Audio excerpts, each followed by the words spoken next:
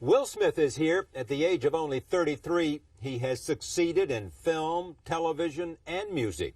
He is a four-time Grammy-winning musician. He was the star for 6 years of the hit NBC sitcom, The Fresh Prince of Bel-Air. And his movies have grossed more than $2 billion. His most recent film is Ali. His portrayal of the great boxer has earned Smith an Academy Award nomination for Best Actor. Here is a brief look at his career. Whoa there, partner. When in the war, we've got you 40 acres and a mule, but you can't just traipse into the president's office. Now give me that gun. What, that one? What about that one? Whoop. That'll get you killed. Most of the time, the faces that we face are not the other guys, but our own faces. And it is the worst kind of yellowness, to be so scared of yourself that you put blindfolds on rather than deal with yourself. To face ourselves. That's the hard thing. Welcome to Earth.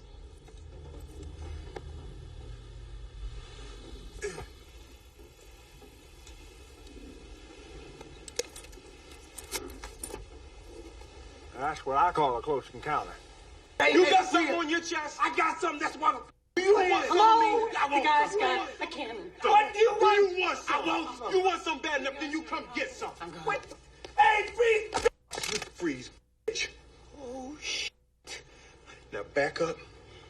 Put the gun down, and give me a pack of tropical fruit bubblicious. Well, yeah, you know, cause he never appreciated you anyway. In fact, you know what? You kicked him out. And now that he's gone, you're going to go in town, you go to Bloomingdale's, you find yourself some nice dresses, get yourself some shoes, you know, find somewhere, maybe you get a facial. And, hire a decorator to come in here quick, because, damn. I was shopping for some lingerie. That's still legal, isn't it? You buying that for your wife? No, I was picking something up for myself. I do a little cross-dressing on the weekends. You know, you'd be surprised how a nice pair of edible panties could make a guy feel sexy. That man's so ugly, when he sweat, the sweat run backwards off his forehead just to stay away from his face. Come on, you big ugly bear, I'll turn you into a rug. I am pleased to have Will Smith at this table for the first time. Welcome. Thank you very much. You're just in from South Africa. Yes, Yeah. it was in Nelson Mandela hosted the premiere of Ali in South Africa. Did I read that you might buy a house there? I mean, that you have Oh, yeah, I some- loved it there. Looking around, we looked Cape Town and Durban and Johannesburg, but definitely want to spend a few months out of the year in South Africa. The amazing thing about Ali is that he is a true international figure. Absolutely. South Africa, Europe, Asia. The only American that's welcome in almost every country in the world. The most welcomed American, for sure. You know, I mean, there's certain Islamic countries that very few Americans are now or will ever be welcome, and that Muhammad Ali can go to. You had reservations about doing this film. Oh, God, yes. I mean, he's an icon, you know. Everyone knows Muhammad Ali, the most famous man on the planet. And the potential of messing up the Muhammad Ali story. It's not something you didn't want to visit there. It kept me up a lot of nights. You know, I called Denzel probably 2 years prior to when I was going to do Ali, and I just wanted to talk about the process of, he played Malcolm X and the process and what to expect in dealing with it, and I said, I told him I was considering Ali, and he said, just don't mess it up. I was like, oh, man, dude. Hey, pal, Don't screw this up. mess it up. I mean, we're talking about an icon here. We're talking about somebody, you know? And so what happened to get you to do it? Was it Michael Mann? Was it Ali? Was it what? Well, Ali's family was completely involved for 7 years. They working on the script and all of that. And Michael Mann was the first person who illustrated what he called the curriculum for becoming Muhammad Ali. And I always knew that I could work hard enough.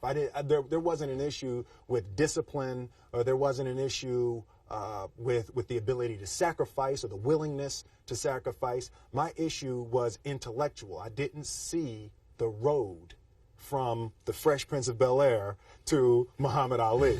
You know, I didn't see how that could be done. And Michael Mann was the first person who really illustrated what the road was. Yeah. And he broke it down into the physical, the mental and emotional, and spiritual. And he said the first step is the physical.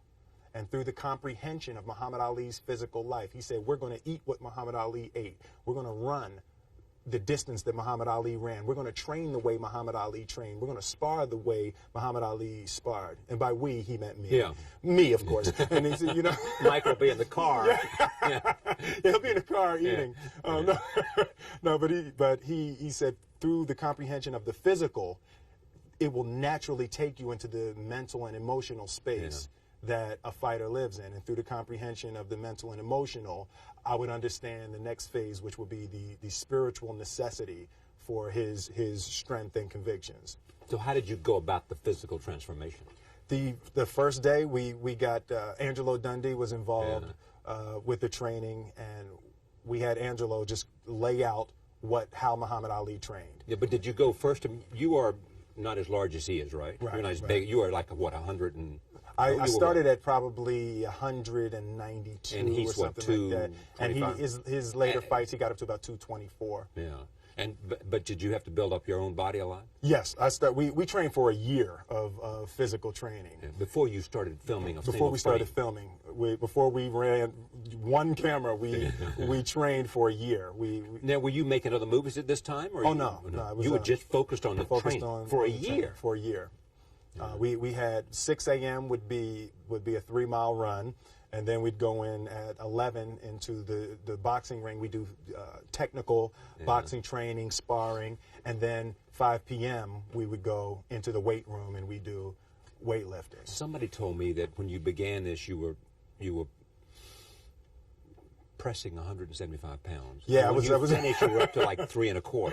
Yeah, I got up. I actually hit 355 one day at my max. It's that 355-pound bench press. I'm not there right now, right? So what happened? That's my point. I'm coming. What happens after you have finished the film and you're no longer doing that regimen? Right. What happens? Well, surprisingly, your body drops weight. Oh, it does. That's the first thing. Your body immediately, whenever you put on weight, I bulked up probably a good solid 29 or 30 pounds. And the first day that we shot in Mozambique in the ring was about 90 degrees, and we started the fight scenes. I lost 11 pounds in one day. Yeah. And then after that point, my body just started losing the weight. Right. And I got down right now I'm probably here at about 206. Or something like that. And then you start the regimen of learning how to box. That's it's much more difficult than it looks on television. it's so much more difficult. Yeah. What's challenging about it in terms of getting in the head of a boxer? Well, because 30 minutes of this performance is in the ring. Is in the ring, absolutely. I get the most difficult aspect is trying to fight like someone else, because we all have our natural instincts. You know, if a left hook is coming, some people want to duck, okay, and you naturally have a reaction. Ali does something like this. Ali leans back. Some people naturally want to put their glove up. That's my natural reaction is this, you know, going there. But you have to train yourself to react the way that Ali reacted. And how did you do that? So the first step was to just get in the ring. It's the throw the baby in the pool, let him learn how to swim. My instructor's name is Darryl Foster. He trained with Sugar Ray Leonard, and the first day we came in, he said this is a fight camp. He said nothing but fighters in this camp. All the actors can go home right now. So wait a minute. Okay, well, I guess I'll see y'all later then. I'm out of here. Okay, the actors is leaving. Okay, I'm going to go home.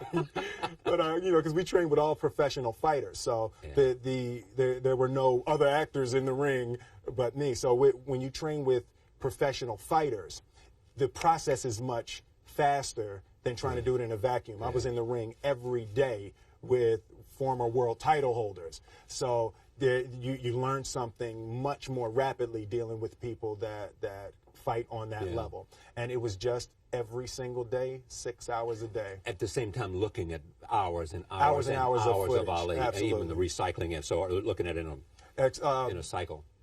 Leon Gast, who I read about this guy. directed When We Were Kings. Yeah. He gave us 17 hours of footage that wasn't in When We Were Kings. And we saw Ali sparring, we saw Ali running, we were able to create the interpretation of Ali that we created almost exclusively from that 17 hours of Was footage. Ali involved in this at all? Because I know he very much wanted you signed off. He said you were the only guy, among other things, pretty enough to do this. He said I was almost pretty enough. Almost pretty enough.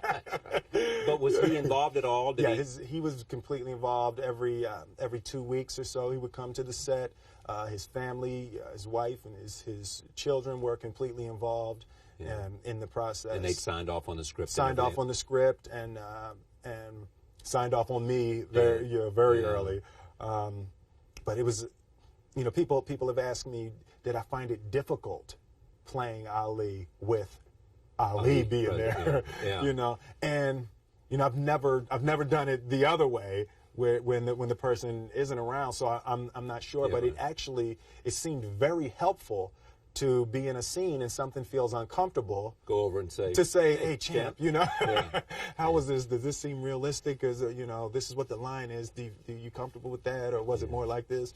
And because so many people that were involved with Ali were involved with the project, there was such a concentration on accuracy and truth, so it actually made it easier that everyone was so focused on it being correct. What's interesting about this too is what drove and shaped Ali was not part of your consciousness. Right, absolutely. I mean, you were born after the List and Fight. I wasn't born until 1968. So by the time I started watching fights, Ali was finished fighting.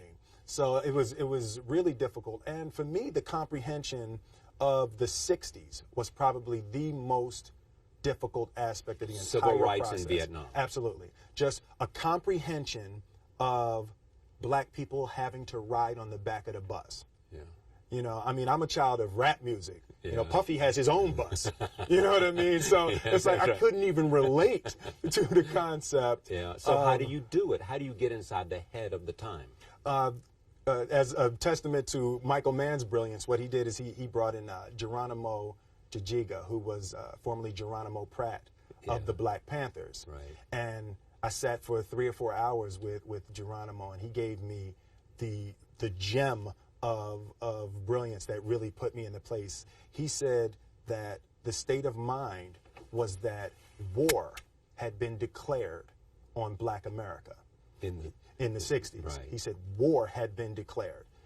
Fire hoses, dogs, domestic terrorism, the bombing of the church in Birmingham, Alabama. He said that was full-scale war. And he said that was our mindset. And that was a real epiphany for me. It exploded in my mind. I said, that's why Ali is not going to Vietnam. If my wife and children aren't safe here, why would I go somewhere else to fight another war with some Viet Cong that I ain't got no quarrel with? Right. He also said this amazing thing too, as you know. They said, do you know where Vietnam is? And he said it's in the it's on television. TV. It's in the television. Which is almost a kind of surrealistic sense of what the impact of television in that war had at the time.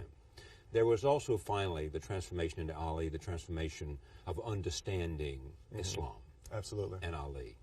You studied Islam, or what did you do? What we did, essentially, we reverse engineered Ali's transformation into Orthodox Islam, Sunni Islam, that he's currently a member. We started with his current Islamic beliefs, and then we reverse engineered into the Nation of Islam, and then back to his Southern Baptist upbringing. And there were lots of discoveries in that. The fact that he made a transformation from believing in God through a person to believing in God directly with a one-on-one relationship. As you grow up as a child, you believe in God through your mother or your grandmother or your father, and then eventually you grow into your own understanding. Well, he started not unlike me as a mama's boy, you know, and the belief was through his mother, and the difficulties in the relationship that he had with his father created the necessity for his relationship with Elijah Muhammad. Yeah. And believing in God through Elijah Muhammad to being disappointed and then to having to create his own individual relationship. Someone even speculated, a psychiatrist, I guess it was perhaps, that understanding Ali, and the name, was understanding his relationship with his father, Absolutely. which made him vulnerable, or at least open, or at least seeking relationships with Elijah Muhammad, Malcolm with X. Malcolm X, Absolutely. and with other people, sort of father figures. Absolutely. The necessity to please. Yeah. You've now, in this process, if you didn't already, you've known Malcolm. No, you haven't known Malcolm. You've known Ali, and then you went and met Nelson Mandela. Nelson Mandela, You know. Do they share anything? Absolutely. The one thing that I truly tried to communicate in the interpretation of Ali is the complex simplicity of greatness. Yeah. And how greatness is not this wonderful, esoteric, elusive, God-like feature that only the special among us will ever taste. You know, it's something that truly exists in all of us. Sitting with Ali, sitting with Nelson Mandela, it's very simple. This is what I believe, and I'm willing to die for it. Yeah. Period. It's that simple. I know who I am, and I know what I believe. I know who I am, I know what and I that's believe. all I need to know. And that's all I need to know. So from there, you do what you need to do. Yeah. You know, and I think what happens is we make the situation more complex. You know, the normal among us make it more complex than it has to be. Because we're looking for complexity. There's got to be something complex to understand. It can't be that easy. No, it can't be that easy. Fundamental and that basic. God said, "Thou shalt not lie." Okay. Yeah. God didn't say, "Thou shalt not lie," except under these circumstances. Right. Absolutely. Unless your wife comes in and asks you what you think think of this dress, and you already said something wrong earlier. No, it's very simple. Yeah. And if you believe, "Thou shalt not lie," you either believe it or you don't. There is this about Ali too: is this extraordinary self-confidence. How much of that was a fundamental belief that he had about himself, and how much of it was somehow a sense that I have to believe this or I will not prevail? I think that there's absolutely an element of, if I don't convince myself that, if I don't convince myself that I can beat Sonny Liston, I'm not going to be able to beat Sonny Liston. Yeah. You know, so there's absolutely, I think, innately, and he intuitively knew that it starts right here. If I don't believe nothing, if I don't believe it, then nobody will. Nobody will believe it. And I think intuitively he knew that Sonny Liston had to believe it also. So there's absolutely an element of convincing the press, absolutely an element of convincing Sonny Liston, and certainly an element of trying to convince himself in the process. Is there any similarity between that idea and what you have become in terms of a phenomenal movie star? Some sense of confidence in self that began whenever.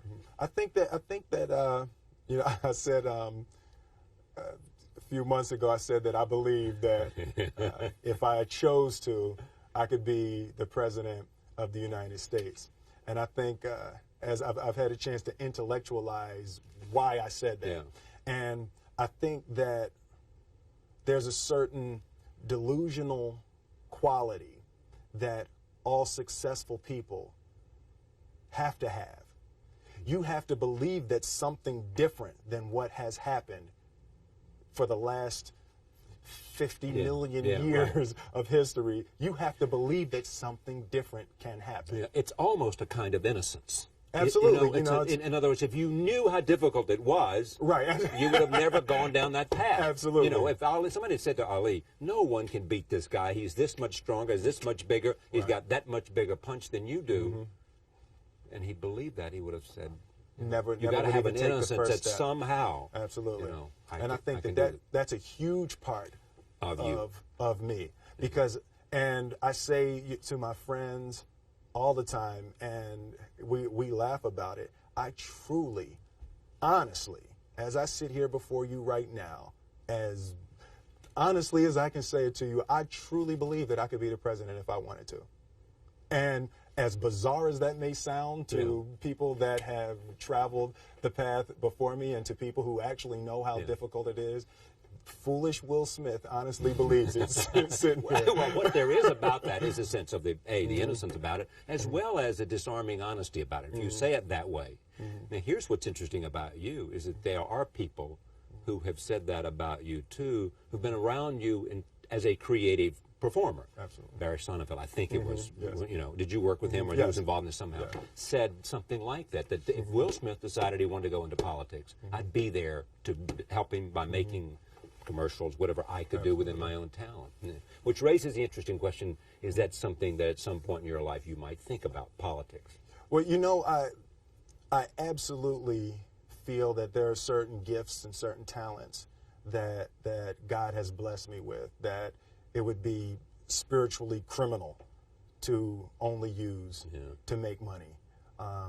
My travels in Africa, and spending time with Muhammad Ali, and spending time with Nelson Mandela, there are certainly issues that are important to me, and things that I've been blessed with the vehicle to be able to change, to be able to, as sappy as it may sound, make the world a better place, however minute the change. And that's something that is important to me, but I don't believe that politics is the best use of your energy and time right absolutely. now. But the interesting thing, too, is that there is this concept, and you see it with lots of different people, even with people who are evil. Some will say, he had so much talent. If that talent could have been redirected to something good. It is the idea, if you are given and you work hard, because there's nothing more apparent about Will Smith than how diligent and hard he works at being who you are. I mean, you appreciate the notion, it looks like to me from what I know about you, of understanding that you have to be prepared in order to maximize the possibilities of gifts, right? Absolutely. And I believe, and I learned very young. From parents? From my parents, absolutely. That you don't try to build a wall. You don't set out to build a wall. You don't say, I'm going to build the biggest, baddest, greatest wall that's ever been built. You don't start there. You say, I'm going to lay this brick as perfectly as a brick can be laid. There will not be one brick on the face of the earth that's going to be laid better than this brick that I'm going to lay in this next 10 minutes. And you do that every single day. And soon you have a wall. And soon you have a wall. And I think psychologically, the advantage that gives me over a lot of people that I have been in competition with in different situations is it's difficult to take the first step when you look how big the task is. The task is never huge to me. It's always one brick. Me too. I mean, it is amazing how people are paralyzed from doing anything. Absolutely. Because they can't take the first step. Whereas you just say, look, all I'm doing is laying this one brick. I am not building the Great Wall of China here. Absolutely. I'm putting a brick here, and I'm going to have the best brick I can. Your father, I think I read, absolutely, had you and your brother work on a wall of some kind? Yeah. We're talking about our figurative wall. That comes from work on a literal wall. Yeah, right. My father owned. It actually was an old bakery when I was growing up. My father was an electrician and a refrigeration man. We would install supermarkets. You see the long freezer cases in supermarkets. We would install those long freezer cases and all the lights. That's what we would do every summer. Yeah. So this one year, my father had his shop, and he decided for whatever reason that he wanted a new wall on the front of his shop. So he tore down probably about 16 feet high and probably about 30 feet long. He just completely tore the wall down, and my brother and I had to dig a 6-foot hole. We for were the mixing foundation. for the Yeah, foundation. We were mixing the concrete by hand. Yeah. A year and a half. We were building this wall for a year and a half. Every day after school, we were coming, mixing concrete, putting it in the hole, doing it, and it was just myself and my little brother. And I remember standing back, looking at that wall, saying, "There's going to be a hole here forever. There will never be anything but a hole here." That's right. And a year and a half I don't later, have that many days. I know. A year and a half later, we laid the final brick, and my father stood back with my brother and I know he planned this. He says he didn't, but I know he had been planning this and writing this for his for the past 2 years. But we stood back, we looked at the wall, and he looked at me and my brother and said, "Now, don't y'all never tell me that you can't do something." And walked into the shop. That's great. I was like, now here's what's interesting. You said what? You said I said, "That man's crazy. Something wrong with him, man. We need to get out of here." Exactly. What is he doing to my head? Man, did he start drinking? Is he drinking? Well, what's great about that story and what's great about your dad is that you seem to have come from a happy family. Absolutely. Yeah. Well, fairly. Reasonably. Reasonably. Yeah. He's a little crazy. This thing about walls. Yeah, he's a little, Yeah. you know, it was, but generally, there was no generally, great, you didn't have the kind of conflict that Ali had. Oh, definitely not You know, like Ali that kind had. of, and yet you have the amazing amount of drive. I mean, there's a sense of mission with you, sense of commitment, sense of prepared to do what it requires, right? Absolutely. I mean, so you didn't come from a struggling artist background to become well, you know what? I an think accomplished professional. I think both of my parents and my grandparents were achievers. You know, my mother worked for the school board of Philadelphia, so growing up we couldn't say y'all. You know, it's like we run out. My kids do not say y'all. Yeah, right. You know, we would run out of the house and scream to our friends, "Yo, what y'all about to do?" My mother's up. That's it. Back in this house. Back in this house. And we'd be sitting upstairs crying, and my grandmother would come in and say, "Baby, you know a y'all is a boat." Like,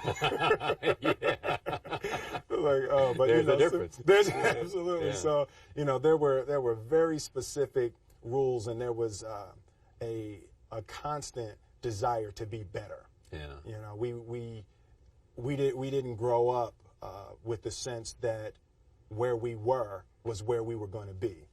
You know, we grew up with the sense that where we were almost didn't matter because we were becoming right. something greater. Yeah. And I always remember that my mother or father or grandmother would say, "That's great, baby. You did a really good job with that. That's incredible. Congratulations. Try this next time."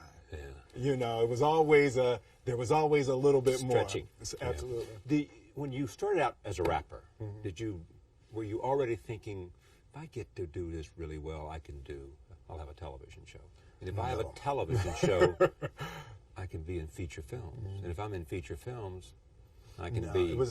For me, it was always, my biggest dream coming up was I wanted to hear one of my records on the radio. That was it? That was it. That's what I wanted to do. I wanted to hear one of my records on the radio. And I wanted to see someone hear my record on the radio. And in June 1986, I saw a guy ride past my father's shop, you know, dropping his head, you know. So from that point, I've really been beyond my dreams. And even with the first Grammy nomination, we were beyond anything. When we recorded, we didn't say, "Wow, it would be cool to be." We just want to hear it on the radio. We just want to hear it on the radio, you know. Yeah. And from that point, I've been trying to catch up with my dreams. Your dreams, in other words, the reality has been ahead of whatever you absolutely. imagined. But the reality has been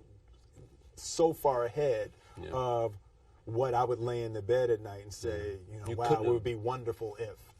You couldn't imagine. Your movies have grossed, I think, more than $2 billion. They had 2.2, but Why would you know? Over 2.2. I don't pay attention to that That's right. stuff.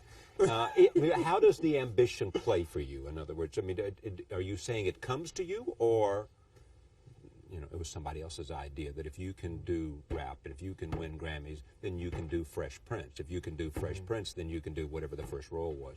And if you can do that, then you and Tommy Lee Jones can make Men in Black. I think with me, I'm motivated by fear. Fear. Fear of what? Fear of fear. I hate being scared to do something. Yeah. I hate that feeling of the feeling that I had before I had a meeting with Quincy Jones, because it was really Quincy Jones and a guy named Benny Medina and Jeff Pollock came with the idea for the Fresh Prince of Bel-Air.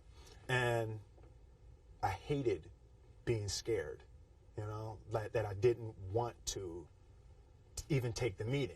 Yeah. There were opportunities during when my first year as a rapper.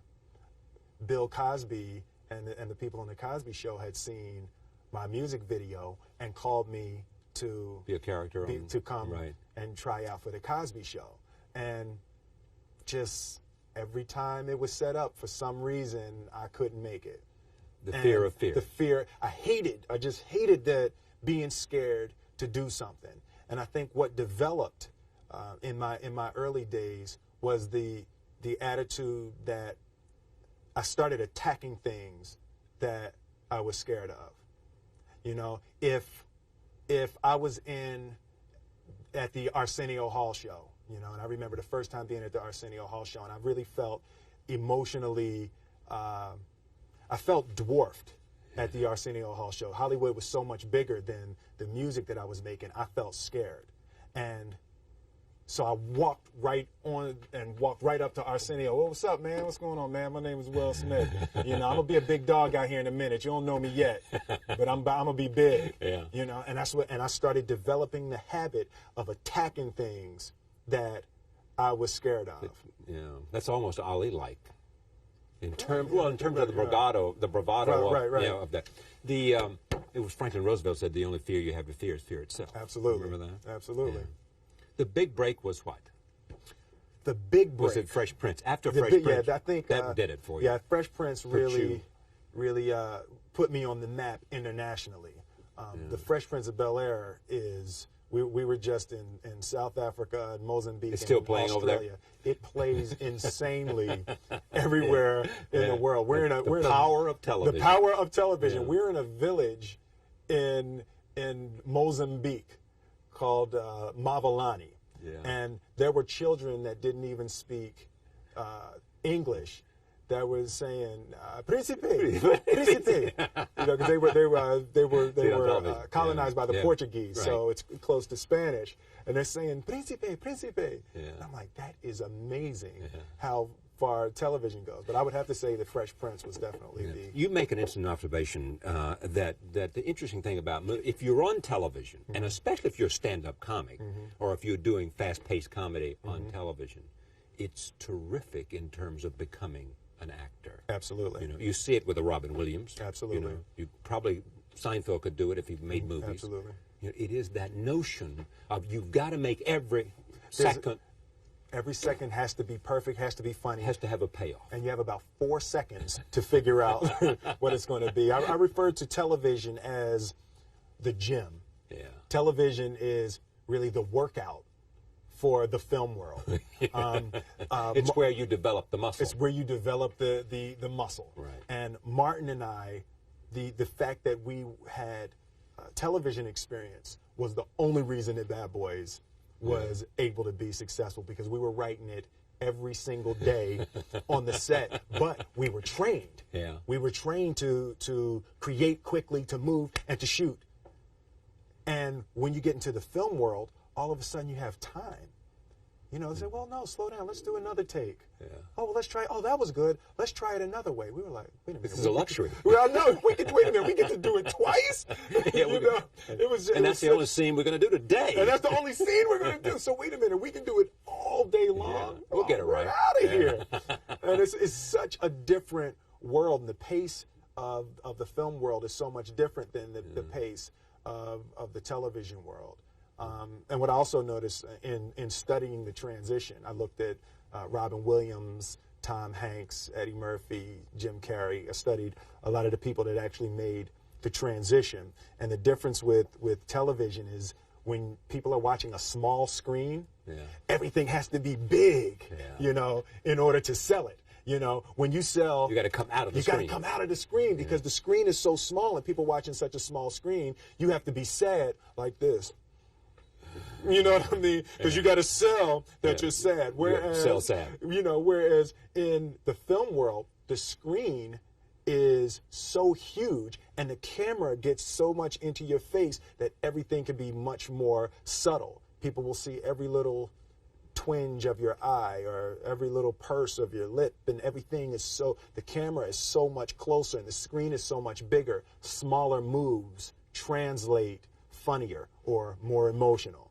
And that was the big thing that I concentrated on in making the initial move into the film world, just taking everything down, you know, 100 degrees. Now, have you learned mainly from the directors you've worked with, or have you taken thousands of hours of lessons? Well, I don't have any really formal theatrical training.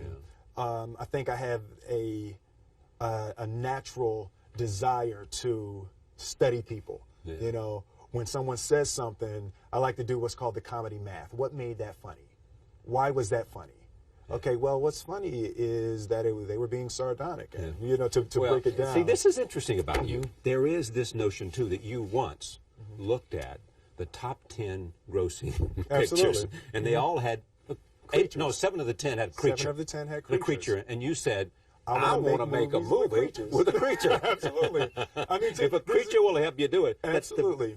I mean, to me, I knew that once I made it into the film world, there was no reason to be in the film world if I wasn't going to have films in the top 10 of all times. So studying the top 10, there were creatures. I want creatures. You know? If a creature will help you do it, let's get a creature in here. Damn it, give me my creatures. Where's my creatures? Actually, I told him I wanted creatures on Charlie Rose. Where is it? Where's my creatures? Well, it's under here somewhere. Now, have you failed in the last 5 years, 10 years? Do you consider anything you've done a failure? Yes. Oh, absolutely. Like what? Certain things. Because a movie didn't gross as much. Is that failure? No, or is that actually, the converse with Wild Wild West. Yeah. It felt like a failure because the film wasn't great. Right. You know, but it did 225 million. And you know what people said about that? They said that's because of Will Smith. It's not because. But I was like, oh, it hurts so bad. You know, it felt like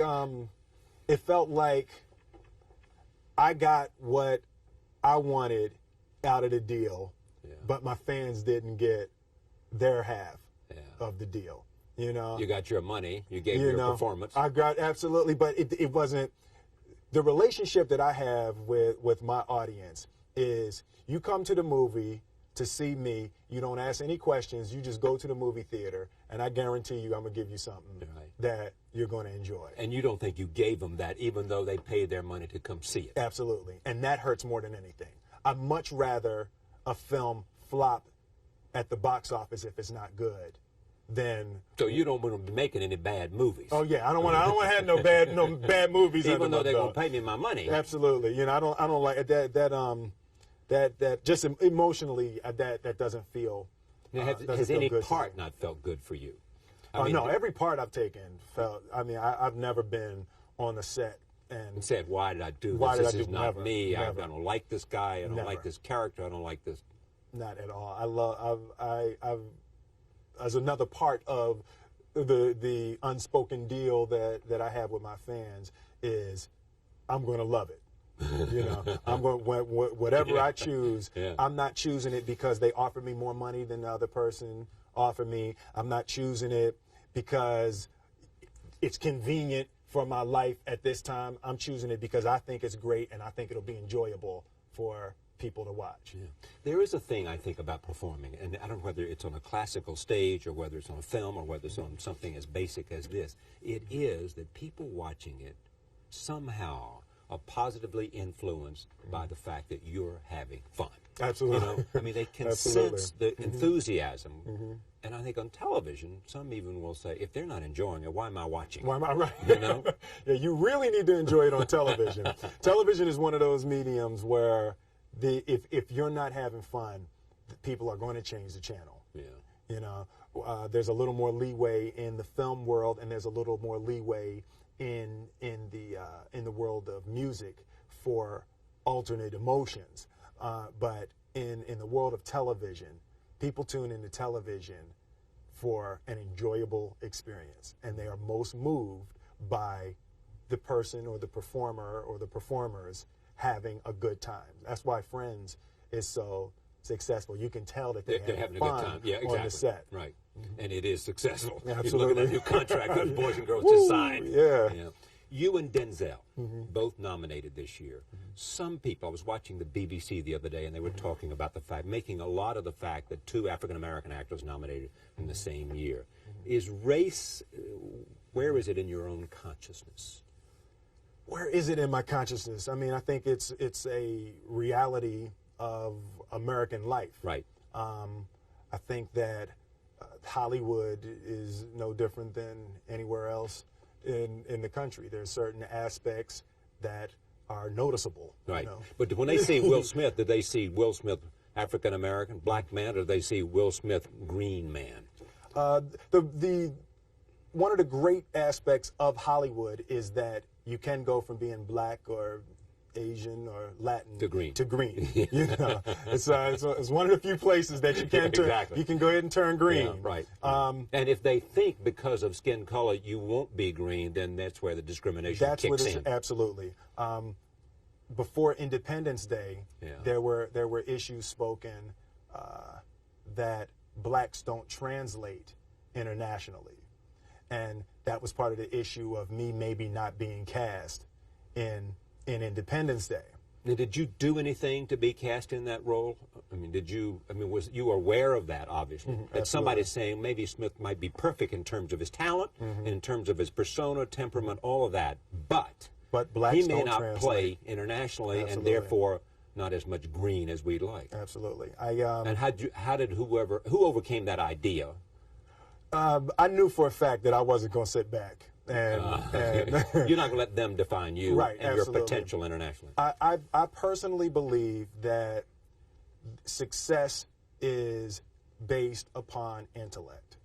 The smartest guy, 9 times out of 10, is going to win. Yeah. Every once in a while, the strongest guy will win, you know, but more times than not, the smartest guy is going to win. As soon as I heard that, it was put all of the best minds that I knew together to figure out how to overcome that. Rock and roll.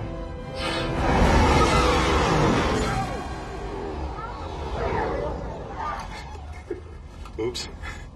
Oops. What's that mean? What do you mean? No, I got it. Some jerk didn't put. I know what I got it, though. This is when I fine. say oops, what do you mean saying oops there? Well, you say we try that one again, huh? You went out and hired or got together a group of people smart about marketing, people Actually, smart I got about understanding. a few marketing people together. I got international box office grosses of films starring black actors. And at this point in my career, that's another reason why I travel so much with my films. Yeah. Because I feel that if Will Smith can be successful in Thailand with a film, then, well, maybe someone else of African descent can be successful in Thailand or France or any other place. You know what's around the world. amazing, too? I mean, you know this much better than I do, but it is the phenomenon of the worldwide market. I mean, when you look at what some of those Asian actors do before they get cast in the American audience, Absolutely. they're reaching billions of people. Absolutely. It's stunning what the market possibilities are once you get heavy. Now, did you lead that effort yourself, or did you say to your agent or whoever is sort of in charge of Will Smith Inc., or is Will Smith the guy who's in charge of Will Smith Inc.? I have my I don't partner, mean in corporate structure. Right, I mean, right, no. who's running this? Who's the guiding? Creatively, I'm pretty much totally in control of at least the last decision of what we do or don't do. But my partner is James Lassiter. We went to high school together, and he started out carrying records for for Jazzy Jeff and myself back. So he's back been in with you a Philly. while. So, So there's loyalty, day trust, one. Absolutely. confidence. And he's a genius, so that doesn't hurt. So he's a smart guy. Yeah, that doesn't hurt nothing. Does he remind you of that? No, he makes it clear. he makes it clear. Well, you may be pretty, and you may be on that screen. He said, but I picked Independence Day and Men in Black. I got one huge brain Yeah. working for us. Absolutely. Yeah. So when you look at where you might be going, there's this frequently said: everybody has wanted to be, for one reason or the other, Cary Grant, whatever that means. Absolutely. And they say, perhaps as close as anybody, Will Smith could be Cary Grant, whatever that is, the idea of Cary Grant. Well, it's really eclectic choice of work. It's the ability to make you laugh and to make you cry. Right. Comedy and drama. Comedy and drama, and startle you with some action. At the same time, being elegant and all those Absolutely. things. Yeah. And I've done a little Cary Grant study also. Have you? Oh yeah. Now, what have you Absolutely. studied? Just the ability to create a relationship with the audience that transcends the role. Yeah.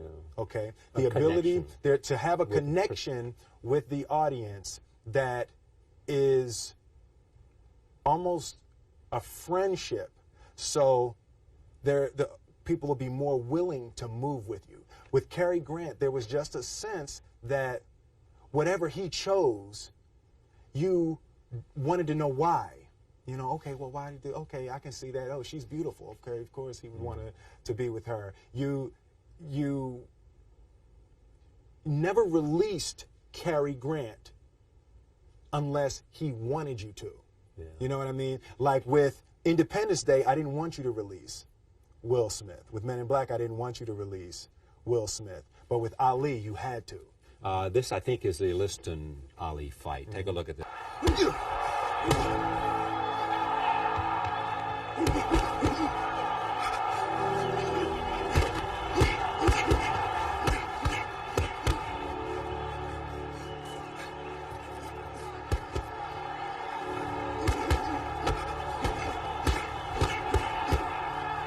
Does Denzel's career teach you something? Yeah, just that I got a long way to go. Yeah, but I mean, Man. you've got to admire what he's done in terms of.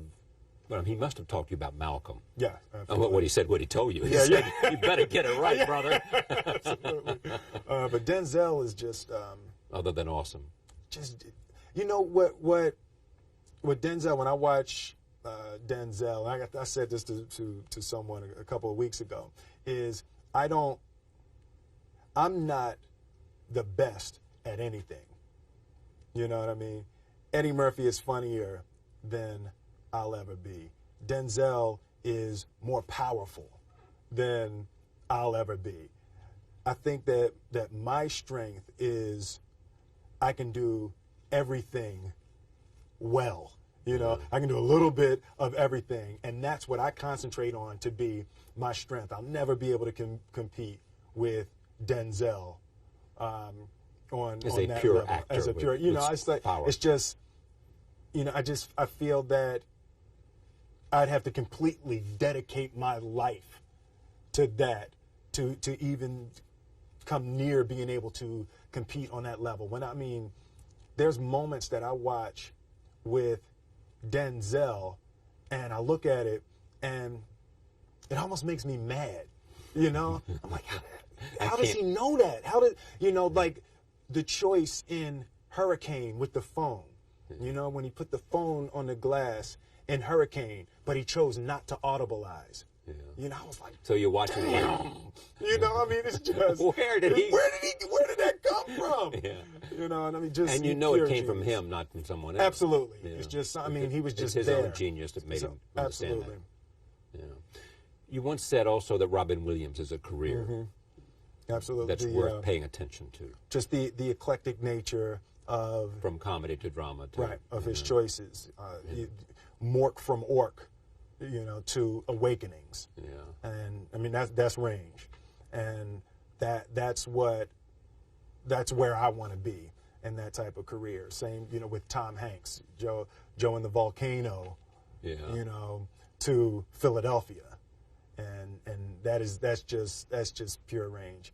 Having finished this film, tell me how it changed you. What did you come out with? The experience beyond giving a performance of your life, and the experience of diving into the life of a living human being, Right. but coming away with some sense of this was a very special man, and Absolutely.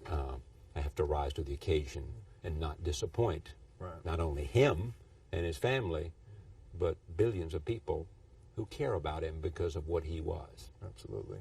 I think having the opportunity to study greatness, Yeah. you know, an exhaustive study. Yeah, you were doing that. Oh yeah, You were taking those Ooh, punches. oh yeah, no, there's a. Anytime you have that opportunity, there are certain intricacies that will make clear who you are.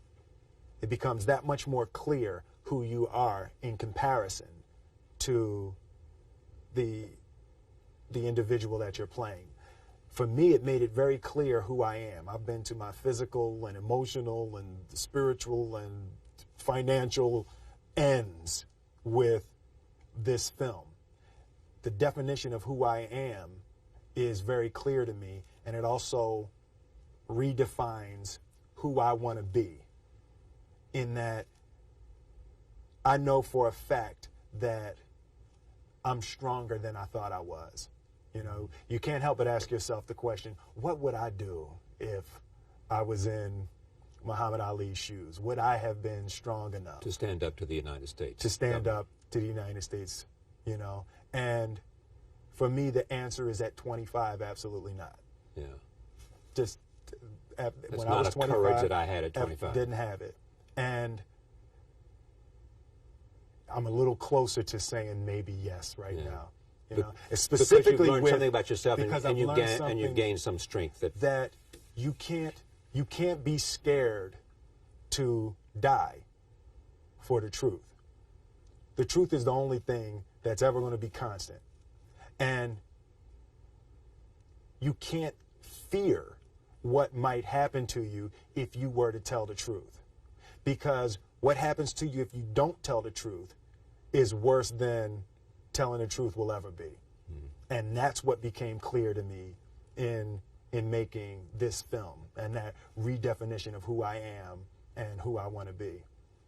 Thank you for coming. Thank you very much for having me. Will Smith, star of Ali, Academy Award nominee for Best Actor. Thank you for joining us. See you next time. You will stay away from my crew. I will finish my picture. This is hardly your picture any longer. Willem Dafoe has played some of the most diverse roles of any actor of our time. In Martin Scorsese's Last Temptation of Christ, he was Jesus Christ. In The English Patient, he was a mercenary outlaw. And in Platoon, he played a sergeant, for which he was nominated for an Academy Award. In his latest film, Shadow of the Vampire, he has taken on yet another new role as a vampire. It may be his most unusual role yet, and he's already received numerous honors, including a Golden Globe nomination for Best Supporting Actor. And here is a clip from In it. this scene, the Count is reading the papers you brought him, and you are about to make a considerable amount of money. No makeup! Keine Schminke. Forgive me, Herr Doktor. Albin, clear the set. Mach das Bild frei. Elke. I'm pleased to have Willem Dafoe back on this program. Welcome back. Thanks. This is the first time you and Malkovich have worked together? Yes, it is. It is.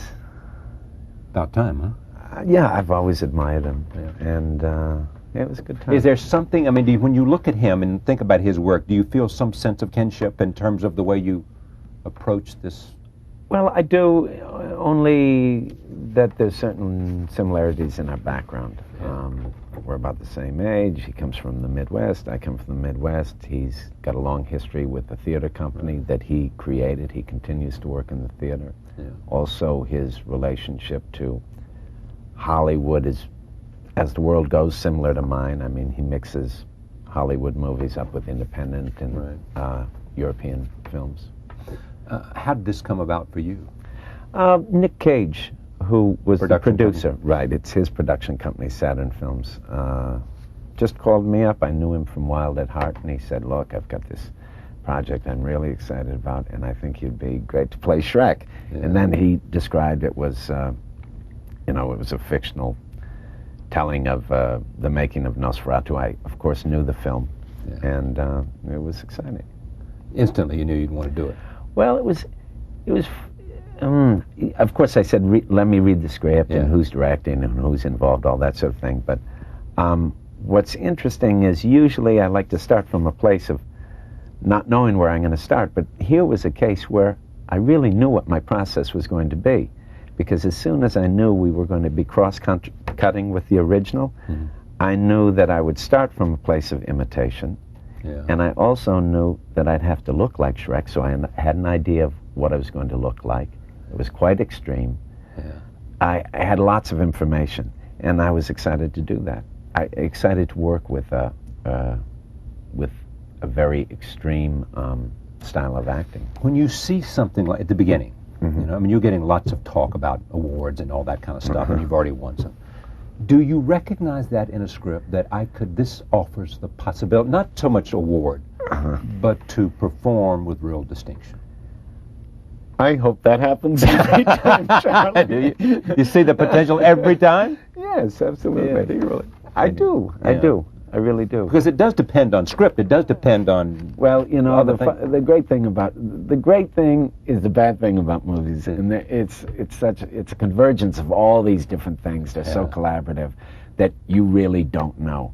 But I mean, you always hope for the best, and I only get involved in. I'm not a good enough actor to not get involved in something that genuinely interests me. Yeah. And so, you don't think of awards so much when you're, choosing a project, but you just are clear about what your reasons are for doing it. Because I find that if I'm clear about what my intentions are, then I can live with the result, because I can't control the result. Yeah. But the reason I ask is I've had good actors say, I don't see that many great roles. They see a lot of roles, but they would say, look, I mean, to have a great role, I mean, people like George C. Scott said, something like Patton as a film doesn't come around every year. Well, he's probably right. I mean, there are opportunities that are showier than others. There are opportunities that challenge you in different ways. But the process and what the job is has to be redefined each time. So it's all. So I listen to myself, and I'm sounding a little too idealistic, but to be honest with you, each time you don't know what it's going to be. Yeah. So it's always an adventure, and so I'm not standing outside of myself saying, "Oh, this is a special role," or "This I can really run with this one." Right. You do know how you're going to function in the film. For example, I knew this was going to be a very showy role. Yeah. I also knew I was going to be performing with John, and I thought the combination would be very nice.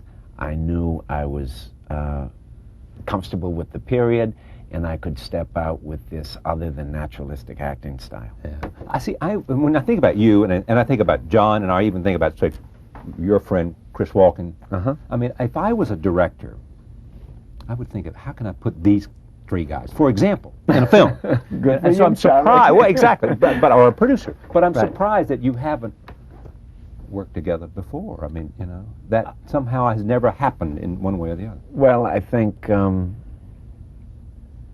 am too. I mean, I've worked with Chris once. I've worked with John once. Yeah. I'm surprised I haven't worked with him before, but I suppose if you say there is some sort of affinity there in a world that is created in a film, either one or the other fulfills that function in the film. Yeah. This is one more scene. I'm going to, this is with Eddie Izzard, where Malkovich directs him in a scene which is actually a clip from the original film. Take a look. Lest you invoke the creature itself. Very good, Gustav. Herr Doktor, Albin? I am sorry, Herr Doktor. But Albin! Jeffrey. And Albin, a native has wandered into my frame. Kommen Sie, gute Frau. There you go. Did you experience anything from this that you hadn't experienced before? I mean, anything come out of this that was unique and interesting? Well, I'm sure many things, but the thing that really comes to mind, of course, is the heavy makeup. The fact that every day I'd be the first one there. I'd be in the makeup chair for 3 hours. Then I'd come out as Shrek.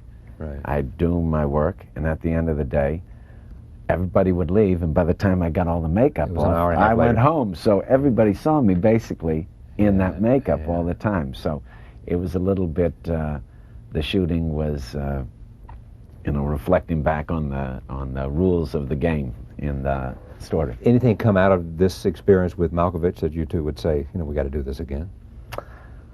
Yeah, it was a good experience. I mean, I'd work with him in a second. Yeah, besides, he's a lot of fun to be around. He's a very charming guy, good storyteller. Yeah. I mean, that's one of the things that Sean Penn and I had a conversation recently in which he was talking about that very thing. And the thing he liked about casting in the movie he's directing called The Pledge. Right. Nicholson. He said, the one thing I enjoy I liked a company of actors, certain actors, and just the sheer joy of being around people because you come together in an environment and you live rather intimately for 3 months or longer. Right. And you want to be around people you enjoy that are fun to be around. That makes the life much better. That's true. The Worcester Playhouse, what's happening? Yeah, Worcester Group, we're working on Phaedra, Racine's Phaedra, Paul Schmidt translation. And I'm going off to do a movie, and they're working on it now. In fact, I just came from rehearsal, and when I come back, we'll do some showing of it in the spring. It's the love of your life, isn't it? That's what I do. And, I've been doing it for a long time. And talk about getting good people around you. These are people that I really admire, and they're always challenging me, and they always make me laugh. And it's the company that I love to keep. And it's been a very fruitful company to keep because we've made lots of things that I'm very proud of through the years. Your wife is involved with you in that? Right. Are you involved with her in that? Exactly. She was there first. She hired me. It's great to have a place that if you're an actor, you can come home to.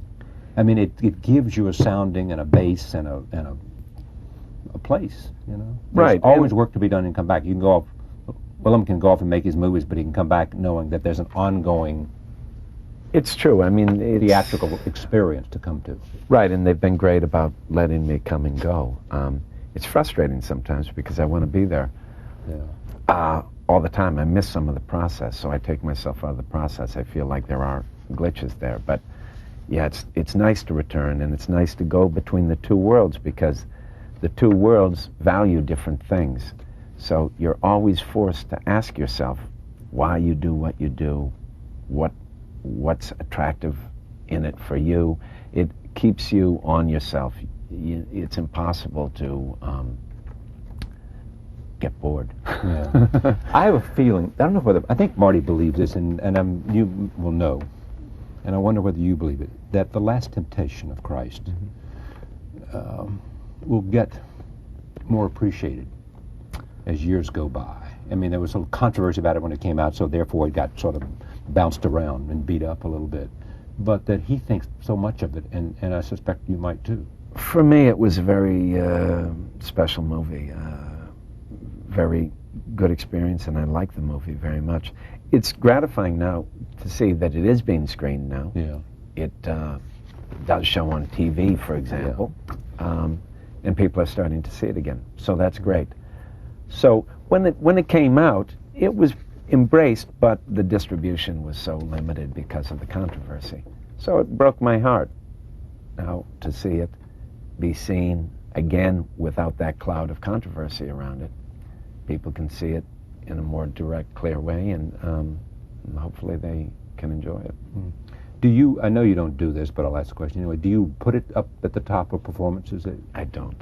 I don't. I Never can't. do. I can't. You know, one thing leads to the next, and you know, if you have favorites, then you protect them, and you start to protect certain tendencies. I don't know. I really try to avoid to judge what I do. You know, the lessons are learned as you're doing them, and I think they go into your unconscious, and they become habits, and they become technique, and they eventually do find their way out to the surface, but I don't think you have to consciously make those kind of decisions about this is good, this is bad. The Shadow of Vampires is being shown in theaters now across America. John Malkovich, Willem Dafoe, and others. Thank you for joining us. Thank you. And thank you for joining us. We'll see you next time.